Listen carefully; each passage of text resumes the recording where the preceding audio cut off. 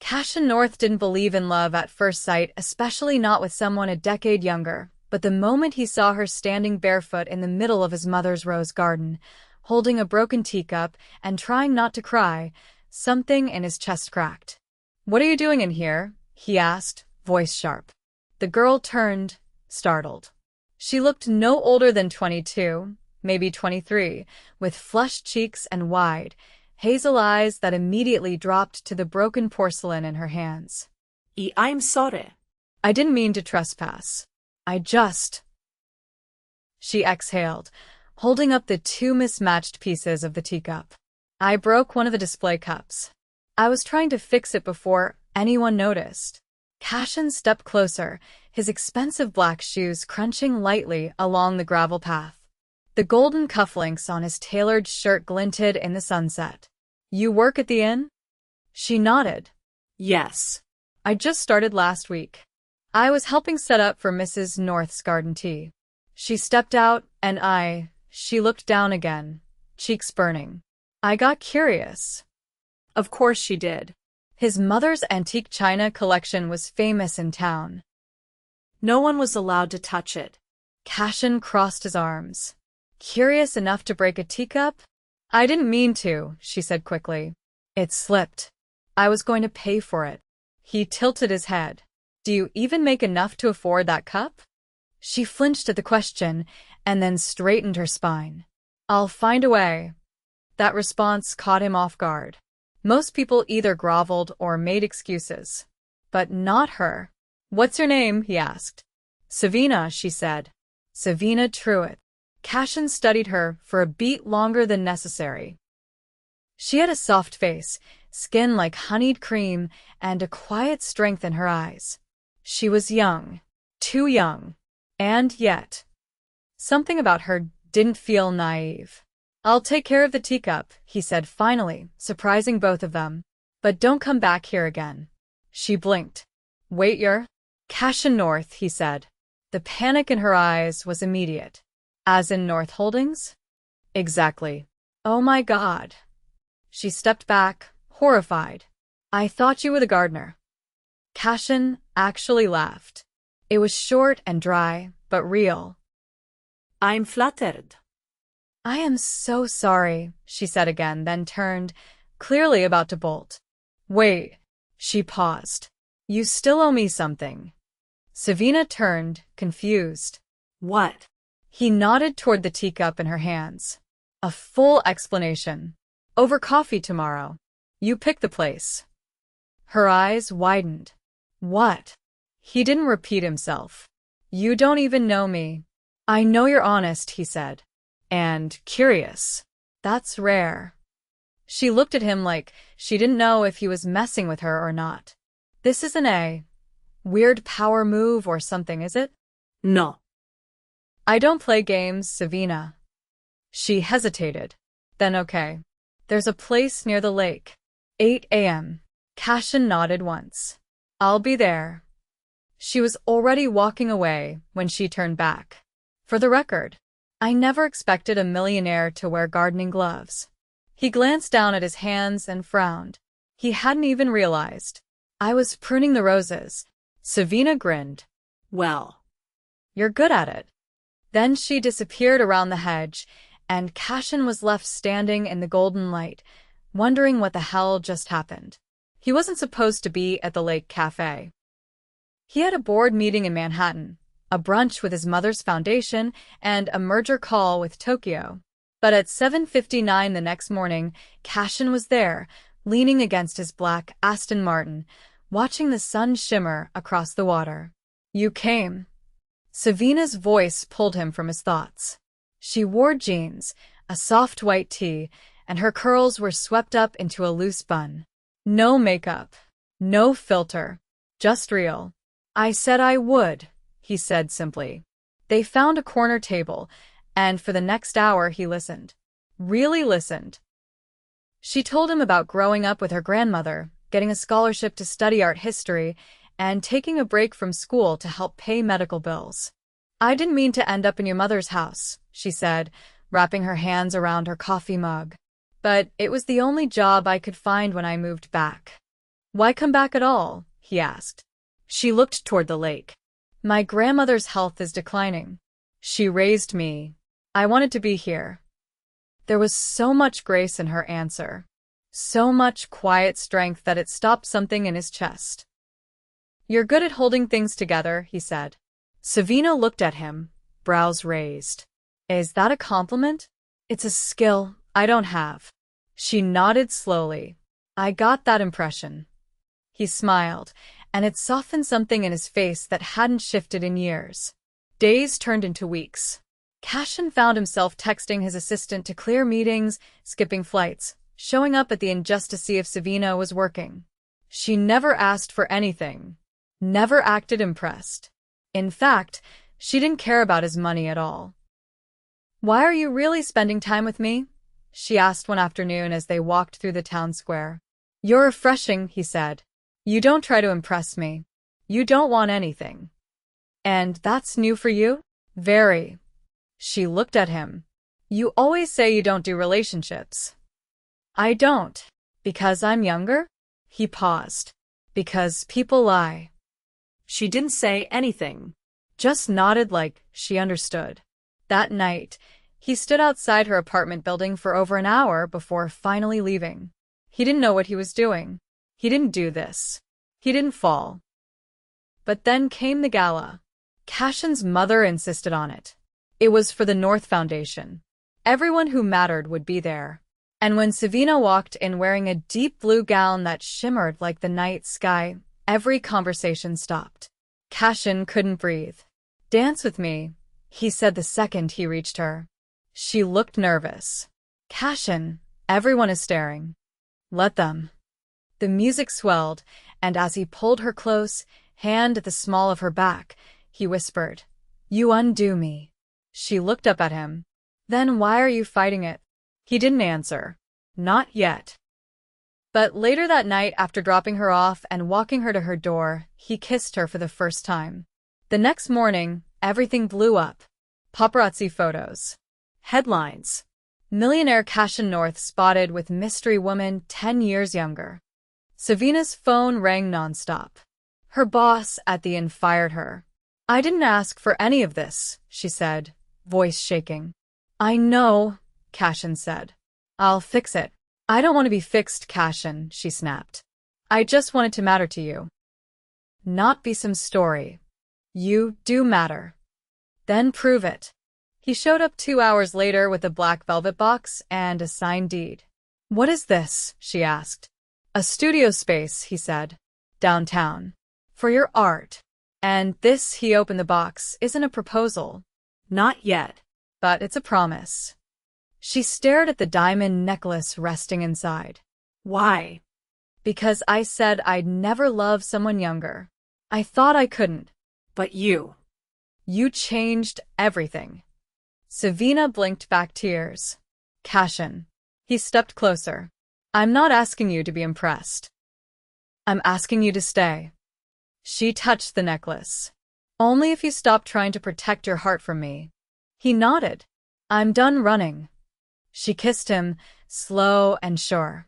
And for the first time in his entire life, Cassien North let someone all the way in. The knock came just after midnight.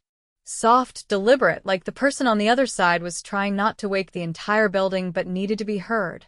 Savina peeled herself off the couch, stepping over an open sketchbook and the barely touched cup of tea she'd made hours ago. Her hair was still damp from a late-night shower, and she wore an oversized flannel shirt that didn't belong to her. Not really. It had been folded inside one of the boxes Cassien sent over from his apartment. She didn't ask how it got there. When she opened the door, he was standing there. He looked nothing like the composed man who had handed her a necklace and a deed 2 days ago. His jacket was unzipped, his shirt untucked, and his eyes, usually unreadable, were bloodshot. Not wild. Not drunk. Just undone. I didn't know where else to go, he said. She opened the door wider. He stepped into the small apartment without waiting to be invited, but he didn't move any farther than the entryway. His hands were in his pockets, and for a long moment, he didn't say anything. Just breathed. I ruined something today, he finally said. Something big. Millions on the line. I couldn't focus. Couldn't even remember what I was supposed to say in the meeting. They asked me why, and I didn't have an answer. Savina leaned against the wall. You don't owe me an explanation for your work. I wasn't trying to explain. He looked at her, jaw tight. I was trying to confess. She didn't interrupt. I went back to my penthouse tonight, he continued. I stood in the middle of the living room and realized I hate it. Every inch of it. It's full of things I never wanted. I bought it because some broker told me it was the most prestigious address in the city. I filled it with furniture someone else picked. I threw parties there for people I didn't trust. And while I was standing there, surrounded by everything I spent years building, all I could think about was this. His hand lifted slightly, motioning to the cramped space around them. The half-finished painting leaned against our kitchen island, the soft light from the floor lamp, the faint smell of coconut shampoo still lingering in the air. You hate being out of control, she said. I used to think control was the only way to survive. And now... He looked at her for a long beat. Now I'd rather lose everything than lose you. She didn't answer right away. She walked over to the couch, sat down, and pulled her legs beneath her. After a moment, she said, You're still holding back. Cassien didn't argue. You show up, she went on. You say the right things, you even give gifts that feel like promises. But when it comes to the part where you let me see the real you, you freeze. He stepped deeper into the room, slow, like he wasn't sure he had permission. What do you want to see? Not the billionaire.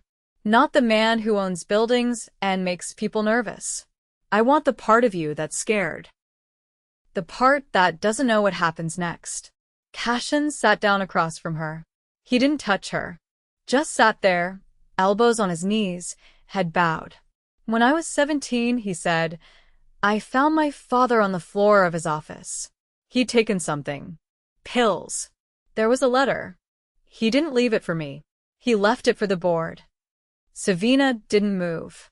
She didn't breathe. I was supposed to be at school, he said. But I'd skipped that day. I told the driver to take me to the tower instead.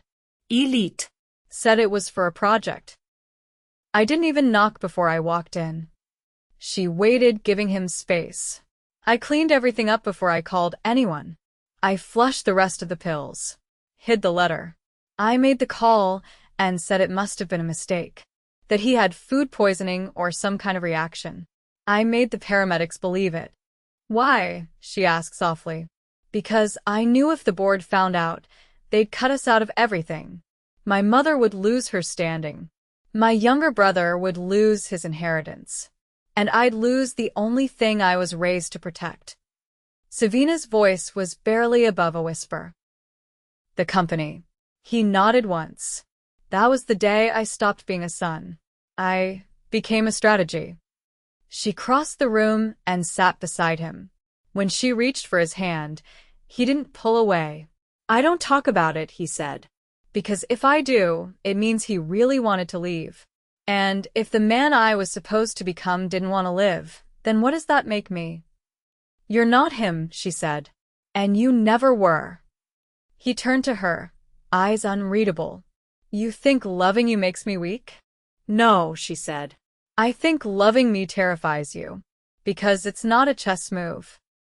It's not something you can predict. His laugh was quiet but broken. You're right. She leaned her head against his shoulder. Then stopped trying to control it.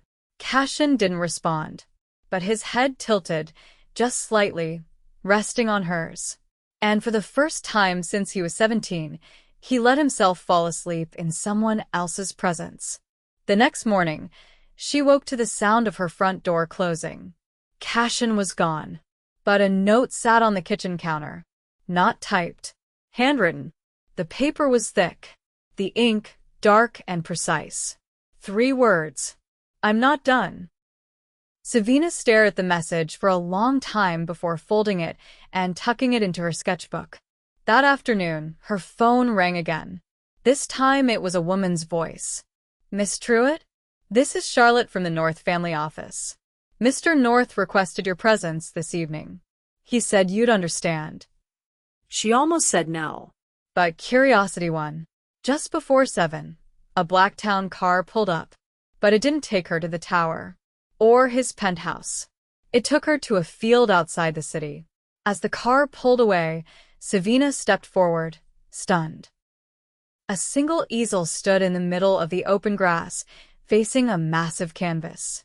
Lights had been strung overhead, soft and golden. And Cassien stood there, wearing paint-splattered jeans and a white shirt rolled to his forearms. "I bought this land this morning," he said as she approached. "It used to be an orchard. It's been empty for years." "What is this?" "I figured if I'm going to build something new, it should be with you." He motioned to the canvas. "I had them prep it for oils. I didn't touch it. I thought maybe you'd want to be the first one to." Savina slowly walked up to the canvas, fingers brushing the edge. "You brought me here to paint? I brought you here to start." She glanced at him. "Start what?" "Something that's never been done before." He stepped closer. "We don't have to name it yet. We don't have to plan the outcome. All I know is I want to be wherever you are." She turned back to the canvas. The lights overhead caught the edge of her profile. "I don't know where this goes," she said. "Neither do I," he answered. "But I'd rather risk everything with you than play it safe without you." Savina looked at the blank canvas, then at him, and without another word, she dipped the brush into the paint. The first stroke was deep crimson, bold, unapologetic. Cassien watched, hands in his pockets, as the woman who had once broken his mother's teacup now rewrote the foundation of everything he thought he knew. And for the first time in his life, he didn't try to control what came next. The chain-link gate creaked as Savina pushed it open, stepping into the makeshift studio Cassien had arranged on the edge of the orchard. The canvas still stood under the canopy of lights, now streaked with new colors: deep emerald, rusted gold, and a sweep of charcoal. She hadn't planned to return that morning. She hadn't planned anything, really. But her hands had started to itch the second she woke up, and now here she was, paint under her nails and hair still damp from the shower she'd rushed through. Cassien was already there. He stood near the far edge of the orchard, talking to a man in a navy coat, older, stiff-backed, with a clipboard in hand and a tone that suggested he didn't like being kept waiting. The two of them shook hands, and the man walked briskly toward a black vehicle parked in the distance. Cassien stayed behind, posture still, gaze fixed on the rows of overgrown grass. Savina didn't call out. She just walked up behind him slowly, her boots brushing against the soft soil. "Was that the architect?" she asked. Cassien turned. "He's not the right one. Too expensive. Too uninspired." She tilted her head. "You're building something?" "I'm considering it." Savina crossed her arms. "You don't usually consider things. You decide." He didn't respond right away. "If I build something here, it won't be for profit. Which means I can't use the same people I normally do. They don't understand purpose if it doesn't have a margin attached. What would it be for?" He glanced at her. "You." She blinked. "Me? And others like you. Creative minds.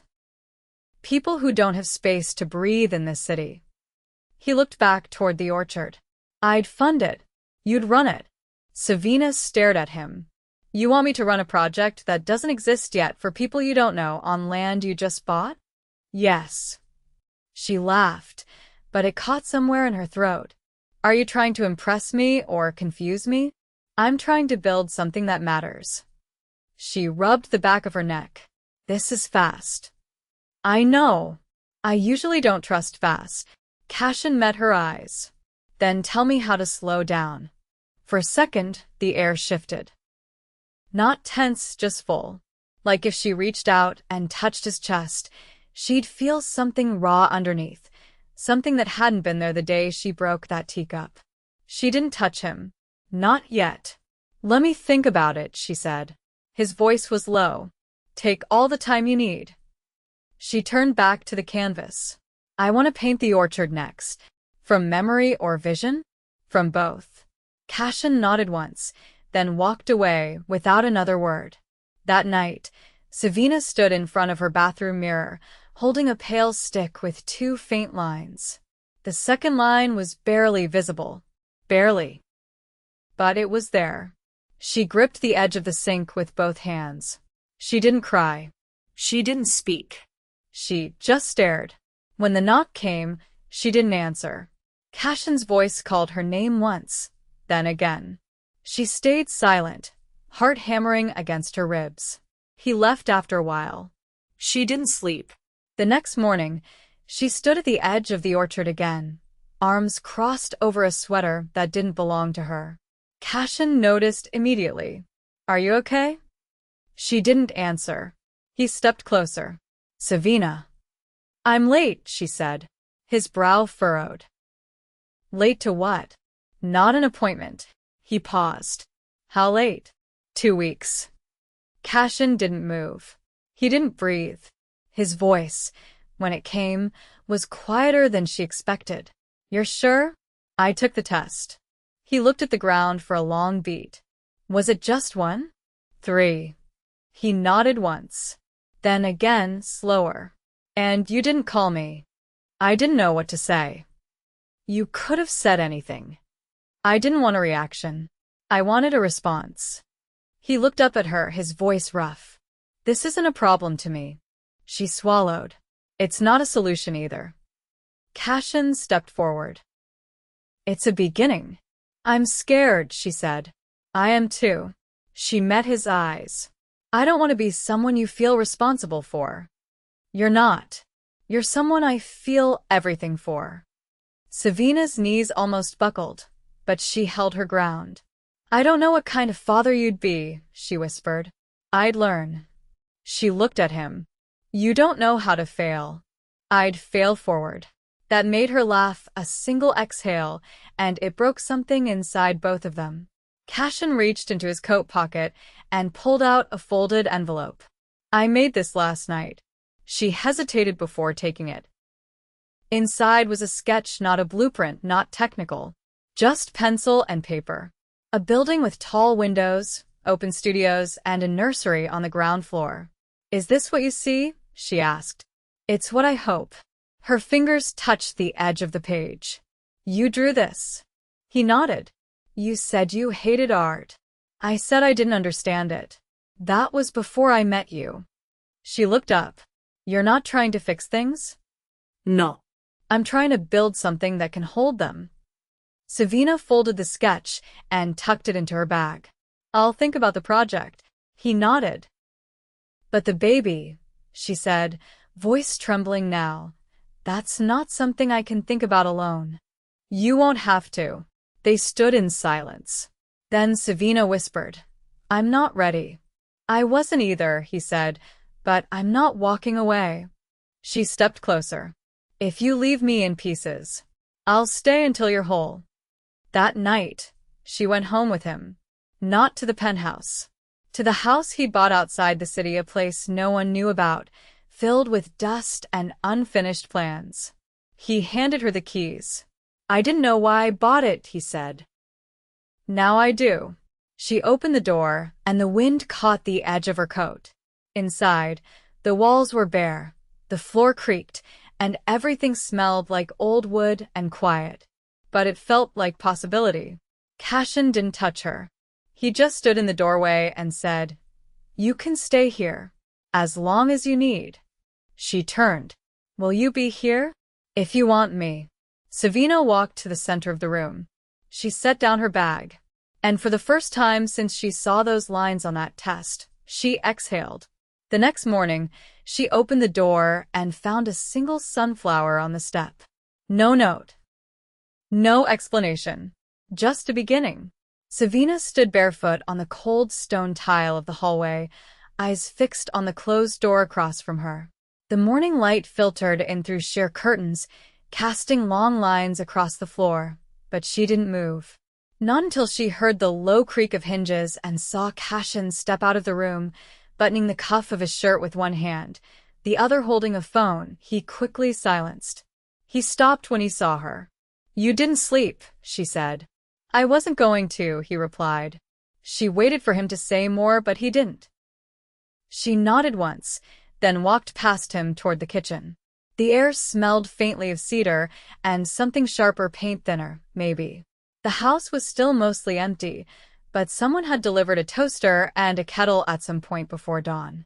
She filled the kettle, turned the knob, and leaned against the counter, arms folded tight. Cassien watched her from the doorway. You're pacing on the inside, he said. I'm trying not to fall apart. Then don't. She turned. It's not that simple. His jaw tensed. I know it's not. But don't let fear dress itself up as logic. She didn't answer. Cassien stepped in and reached behind her for a mug. My mother called. She wants to meet you. Savina blinked. That's sudden. She saw the photo, he said. Not the one from the gala. A new one. He set the mug down without pouring anything. Someone sent it to her. From the orchard. Her stomach turned. Someone was watching us? I've already handled it, he said. But she's asking questions I can't keep dodging. Savina wrapped her arms tighter around herself. She's going to hate me. She won't. You don't know that. Cassien leaned against the counter beside her. She's not the problem. The board is. She looked up. What does the board have to do with me? They've started pressing on my absence. They don't like that I've missed 3 investor briefings. And they definitely won't like that I've opened a personal project on undeveloped land without consulting them. Savina's pulse quickened. They can't control your personal life. No, he said, but they can use it to pressure a vote on my chair. Her breath caught. They try to push you out? They've done it before. With less reason. She stepped away from the counter. Then I'm a liability. You're not. I am, Cassien. You just said it. You're not a liability. You're a catalyst. She turned to him. That's not better. It is to me. Savina shook her head. You need to stop choosing me if it's going to cost you everything. I'm not negotiating my life around what the board finds palatable. You might have to. He stepped forward. I won't lose you to a room full of men who only care about quarterly growth. You might not have a choice. Cassien's voice dropped. I always have a choice. Her voice cracked. So do I. He looked at her then, really looked. You're thinking about keeping your distance, he said.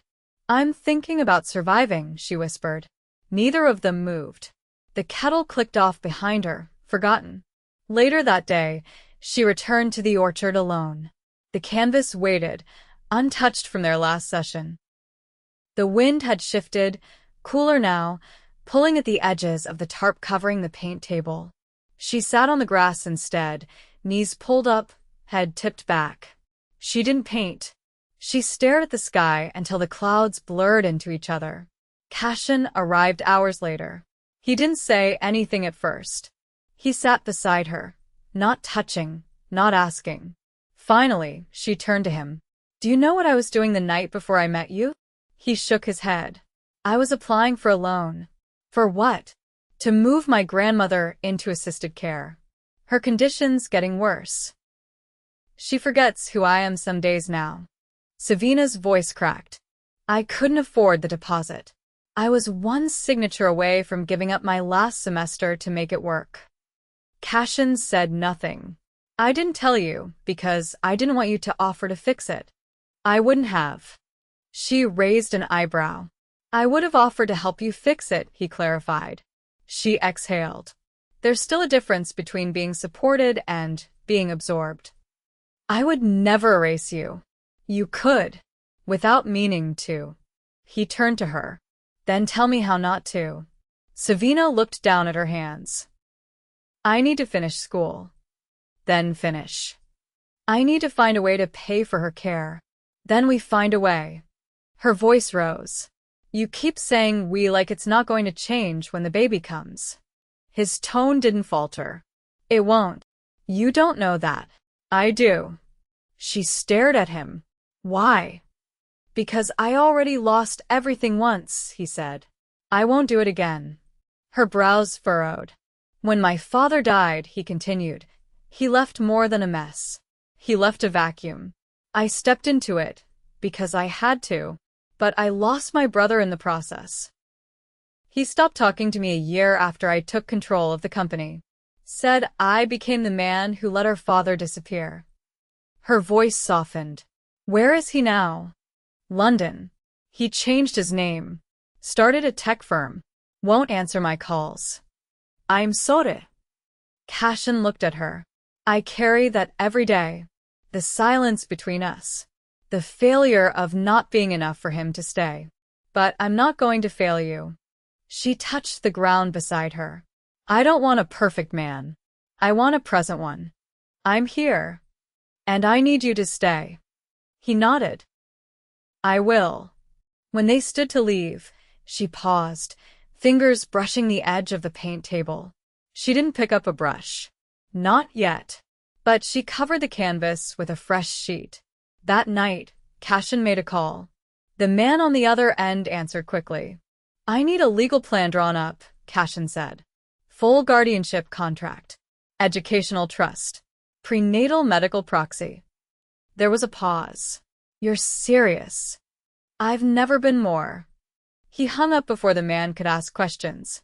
The next morning, Savina found a sealed envelope resting on the kitchen counter. No note.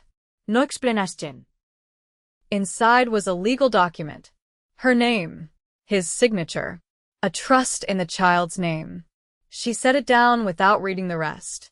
When he walked in, she didn't speak. She walked to the window, arms crossed.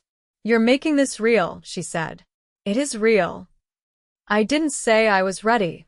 I know, he said. That's why I'm building the foundation first. She turned. Then, I want one thing. Anything. I want to meet your mother. Cassien blinked. Are you sure? No, she said. But I need to know who raised the man who says he won't leave. He nodded once.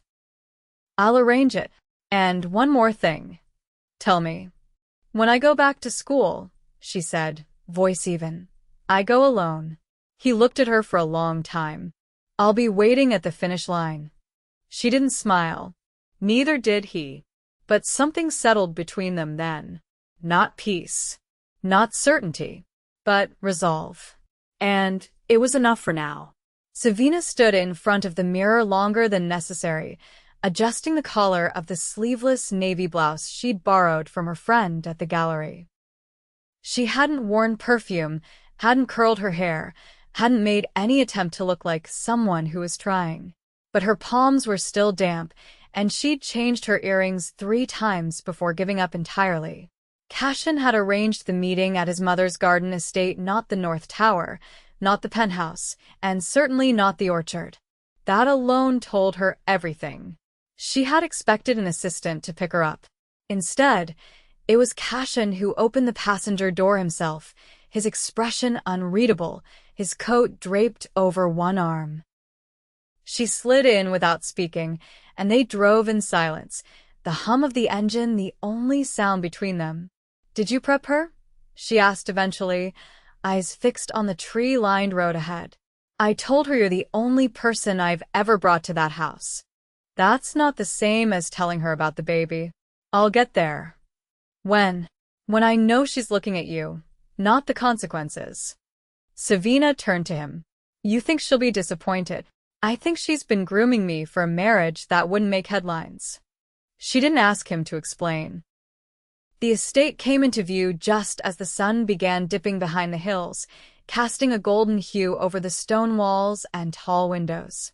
The last time Savina had seen it, she'd been balancing a broken teacup in her hands. This time, her whole future felt like it might shatter. Cassien parked beneath the arbor and stepped out first before circling around to open her door. She hesitated before taking his hand.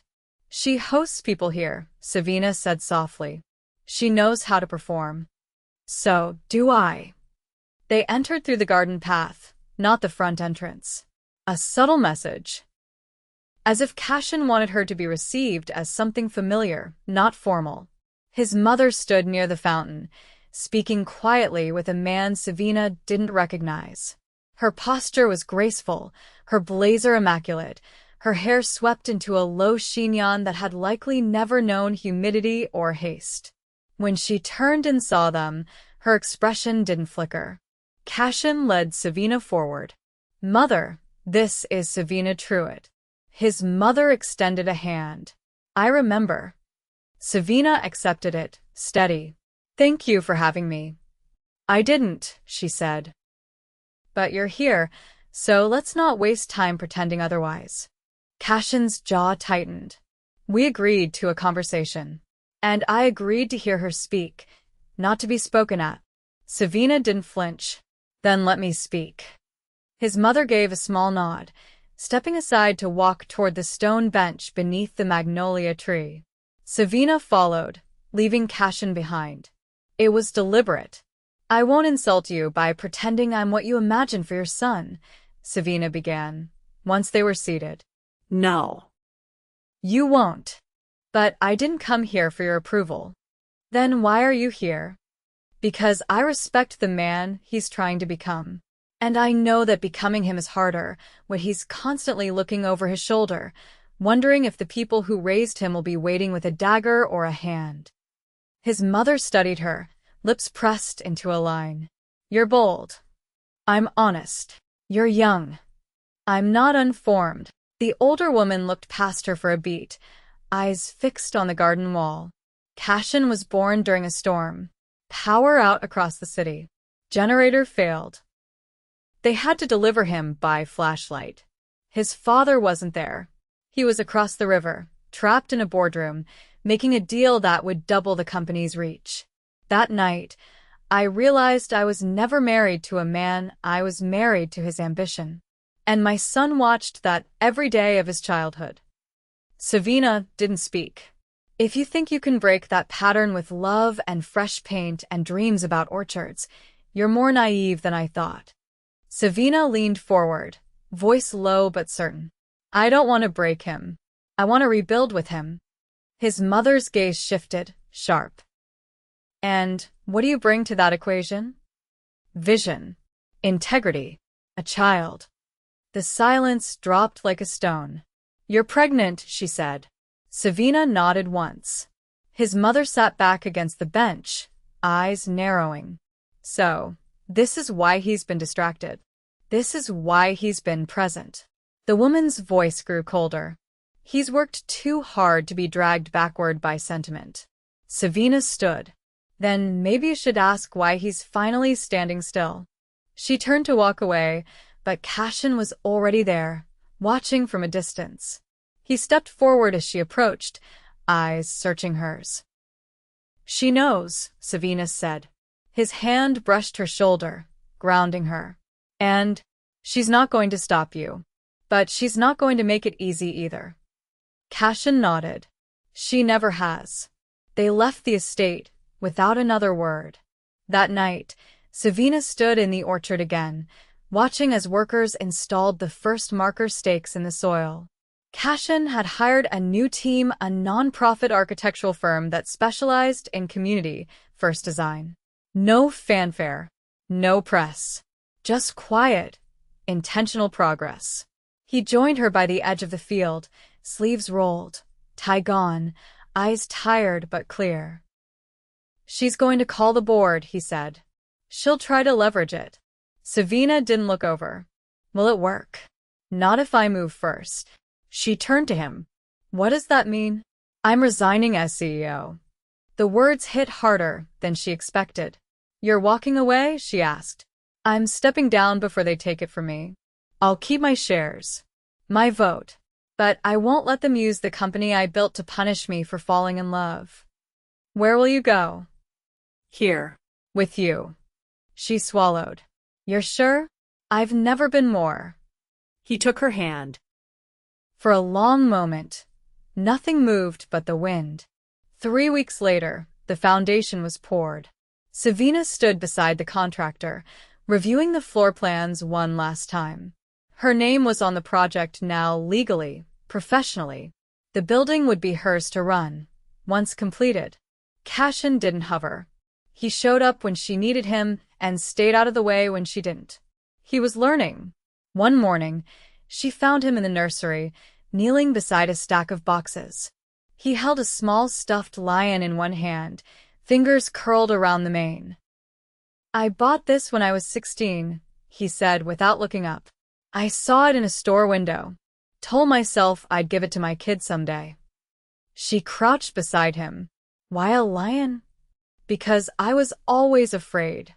I thought maybe if I gave my child something brave, they wouldn't be." Savina leaned into him, resting her forehead against his temple. "You're doing it," she whispered. "Doing what?" "Becoming." He nodded. "So are you." Later that night, she stood by the window, hand resting on the curve of her now visible bump. She didn't say anything. Cassien walked up behind her and wrapped his arms around her waist, resting his chin on her shoulder. "You okay?" he asked. She nodded. "Just thinking." "About?"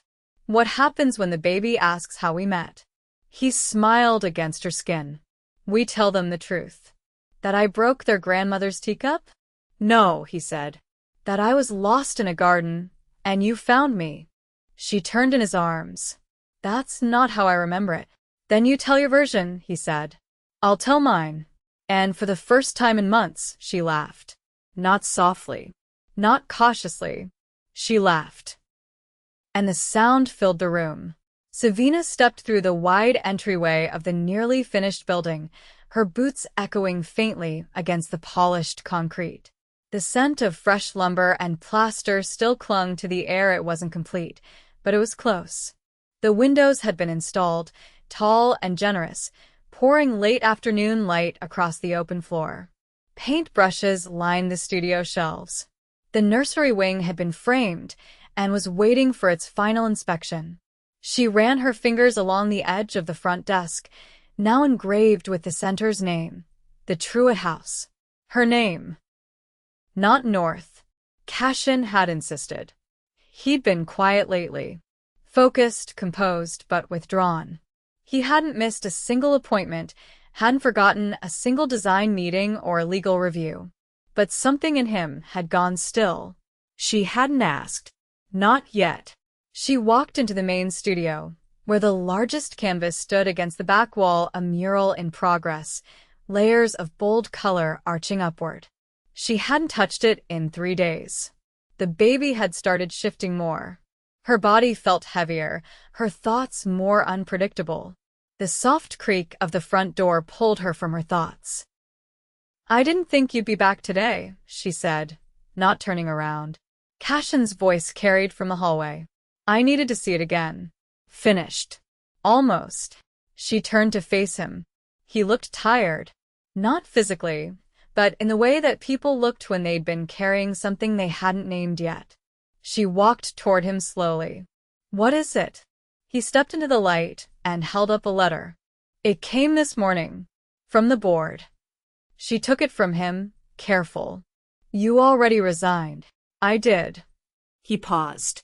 "They responded." She unfolded the paper and scanned the opening lines.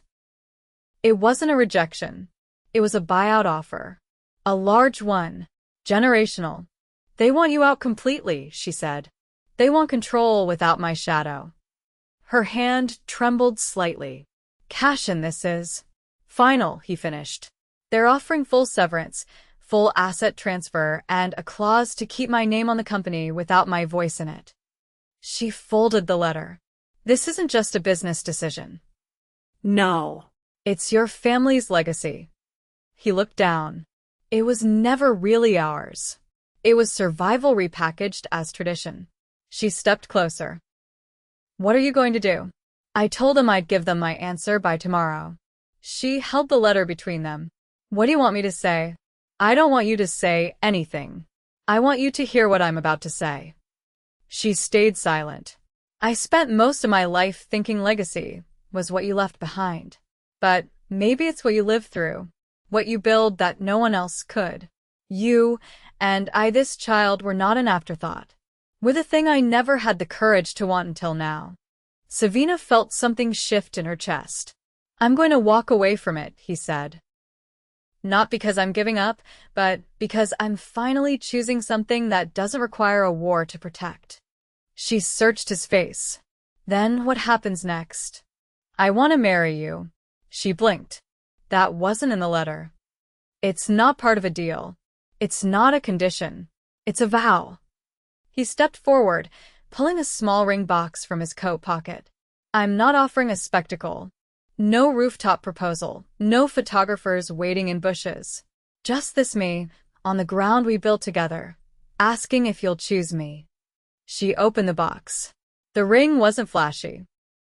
A single stone, warm-toned, pressed into a gold band. Understated. Personal. I don't need time, she said. I just need you to mean it. I've never meant anything more. She slid the ring onto her finger. It fit perfectly. I still want to finish school. Then you will. I want to raise this child without press releases or photo ops. They'll know love before legacy. And I want to be angry with you sometimes, she added, eyes narrowing slightly. I want to disagree and yell and slam doors because I'm not going to pretend this is simple. Then I'll learn to open the doors again. She leaned her forehead against his. You're really doing this. We are. A week later, they stood before a judge in a quiet courthouse outside the city. No photographers. No guests. Just her grandmother, seated beside a nurse, and his brother, who had flown in from London without warning and stood quietly in the back, hands clasped, eyes damp. Cassien didn't wear a tux. She didn't wear white. But when they exchanged vows, every word felt carved into stone. She didn't cry until the courthouse doors closed behind them, and she felt the weight of his hand on her back. Then the tears came not from fear, not from doubt, but from the quiet knowledge that she had never expected this life, and yet here it was. That evening, she sat beside her grandmother's bed, telling her about the wedding in soft, careful detail. Her grandmother blinked slowly, her memory unreliable, but her eyes held a flicker of recognition when she touched the ring on Savina's hand. You found someone, her grandmother murmured. Savina nodded. I did. Don't let him forget who he is. I won't. And don't let him forget who you were before you loved him. I promise. Outside, Cassien waited in the hallway, hands tucked into his coat pockets, staring at the hospital-style vending machine. When she stepped out, he looked up. How was she? Clearer than I expected. He nodded. You want to go home? She paused. That depends. Which one are we calling home now? He smiled. Whichever one has your shoes by the door. They drove back to the orchard house. The nursery had been painted. The bassinet had arrived. Savina stood in the doorway and stared at the pale yellow walls, the mobile hanging above the window, each piece hand-carved. She touched the edge of the rocker. She's going to know peace, she whispered. She. Savina turned, eyes wide. Cassien raised both brows. You just said she. She exhaled. I guess I did. He stepped forward, resting a hand on her stomach. Then she's going to be a force. Yes, she said. Like her father. No, he said softly. Like her mother. The next morning, the mural in the studio was finished. Savina signed her name in the bottom right corner, then stepped back. The lines weren't perfect. The colors had bled in places. But it was alive. Cassien came up behind her, arms wrapping around her waist. You're glowing. I'm exhausted. Same thing. She leaned into him. You realize what we've done, don't you?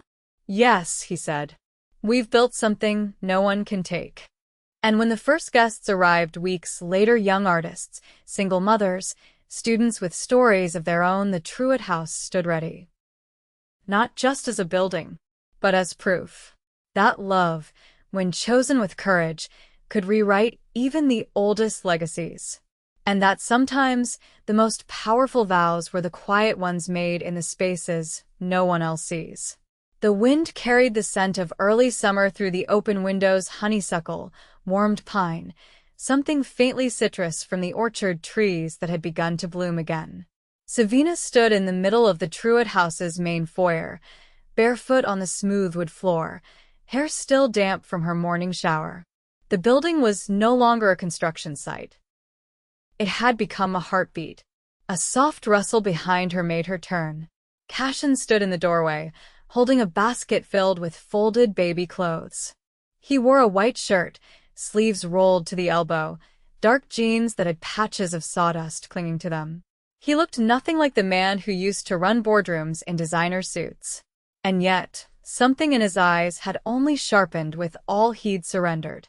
"Found these in the back closet," he said. "They still have tags." She reached for the basket and smiled when she saw the tiny embroidered initials on one of the onesies. "You ordered custom monograms?" "I panicked last week. Couldn't sleep. Started Googling." She laughed and set the basket on the long oak bench by the window. "You could have just asked me what we needed.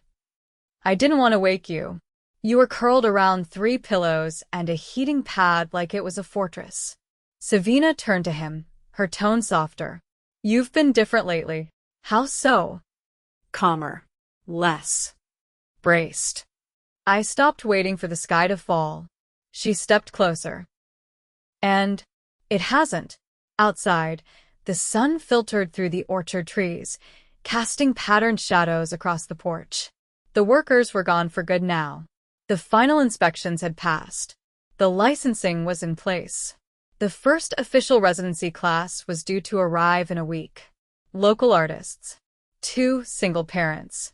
A poet who'd just left a halfway house. Cassien had funded their housing and supplies anonymously, refusing to be named on any paperwork. Savina picked up a small blanket from the basket and folded it twice, then met his eyes. "I've been thinking about something," she said. He raised a brow. "I don't want to wait to name her." He stilled. "You've decided?" She nodded. "Arden. It means great forest. I want her to grow with roots." Cassien's throat moved once, but no words came. He reached out and touched her hand gently, his thumb brushing her knuckles. "Arden North," he said. "It fits." "No," Savina said quietly. "Arden Truett North. She'll carry us both." He didn't respond for a long moment, but something shifted in his face and his chest, maybe, like a binding had finally loosened. "You still surprise me," he said. "I hope I always do." That night, they sat on the back steps of the orchard house, a bowl of strawberries between them, the stars just beginning to press through the deepening sky. Cassien leaned back on his hands, watching her profile in the moonlight. "Do you remember your first painting?" he asked. She smiled faintly. "I was 4. It was crooked and mostly mud-colored. I told my grandmother it was a castle. She framed it anyway." "Do you still have it?" "No. I think it got lost when we moved, but I remember how it made me feel. Like I could make something out of nothing." He reached into his pocket and pulled out a narrow, folded strip of paper. "Then maybe it's time to make something permanent." She opened the paper slowly. Inside was a sketch of a ring, simple and elegant, with a band shaped like intertwining branches. Instead of a diamond, it held a small, oval sapphire. "I asked a friend in Florence to design it," he said. "I wanted something that looked like it belonged to this life, not the one I left." Savina stared at the drawing, her heart thudding. "I know we already made vows," Cassien said. "But I don't want to just be the man who gave you a child. I want to be your husband, not just legally, soulfully, fully. Will you let me marry you again? This time not because the state requires it, but because I can't imagine a world where I don't get to call you my wife." She set the paper down and met his gaze. "Yes," she whispered. "Yes, I will." They didn't rush. The second wedding happened 2 months later, after Arden was born. Her arrival was quiet, no complications, no drama. Just a rain-soaked morning and a delivery room filled with breathless silence until her cry filled the air. Cassien had held her first, his hands trembling, eyes unable to move from her face. She has your strength, he whispered to Savina. Even now. Savina smiled, exhausted, radiant. She has your eyes. They brought her home wrapped in a handmade quilt, her name embroidered along the edge. The orchard trees were in full bloom. The second wedding was held beneath them. No guests besides those who worked at the Truett house. No fotógrafos. No press. Savina wore a gown made by one of the resident artists, a soft, flowing fabric tinted with natural dyes from the orchard's own leaves. Arden slept in a sling across her chest for most of the ceremony. Cassien wore the same suit he had worn to his father's memorial years ago. It was the only one he kept. But this time, it carried no grief. Only purpose. They didn't exchange rings this time. They exchanged vows they'd written by hand. Savina went first. You taught me that love isn't about being rescued. It's about rebuilding together. I promise to keep choosing you through every uncertain season, to let you fail without fear, to let you rise without guilt, and to remind you every day that you are not your father's shadow. You are your own light. Cassien's voice was quiet, but steady. You saw me before I knew how to be seen. You didn't need my name, or my past, or my power. You only needed me to be honest. And that honesty saved me. I promise to never lead with control, only with courage. To protect your voice, your art, your peace. And to raise our daughter to know that love is not a transaction, it's a legacy. They kissed beneath the trees. Arden stirred, but didn't wake. Later that night, Savina lay in bed with her head against Cassien's chest, listening to the sound of their daughter's breath through the monitor beside the crib. The house was quiet, but not empty. Every window seemed to hold a memory already. I think I'm ready to paint again, she whispered. Cassien ran his fingers through her hair. What will you paint? She tilted her head up. The orchard. But not how it is now. How it will be. With children running through it. With laughter and light and years of stories layered into the bark. He traced the curve of her cheek. Then I'll be there.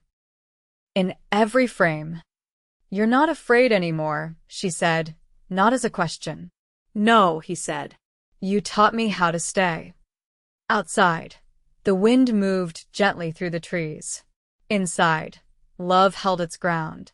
Fully rooted, fully returned. And this time, neither of them had to run.